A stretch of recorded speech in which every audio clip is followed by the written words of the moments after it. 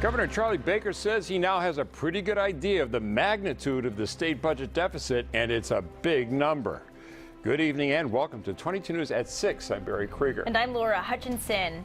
Governor Charlie Baker has come up with a total for the state spending gap, and it's a big one. That's right. 22 News State House reporter Tiffany Chan has a breakdown of these numbers. Governor Baker said the state budget is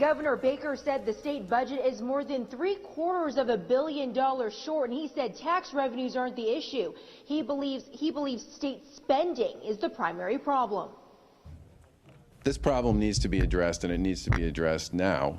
After just 12 days in office, Governor Charlie Baker identified a whopping $765 million budget gap for fiscal 2015. He said the deficit is largely due to health care costs. I think one of the things we've got to do is get this health connector piece right. It is the most significant factor in the 15 deficit, and if we don't get it right, it's going to be a big problem in 16 as well.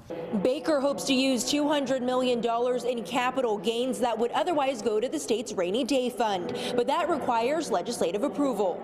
Governor Baker faces some difficult budget decisions. He has to find a fix for the $765 million spending gap for the current fiscal year and submit his own version of the fiscal 2016 budget, all by the end of next month. State Senator Eric Lesser told 22 News timing is crucial as state lawmakers enter budget season. We, of course, need to look at plugging this gap for this fiscal year, and of course the next fiscal year begins in July, so preparations need to be made. Governor Baker has ruled out raising taxes or cuts to local aid as a solution.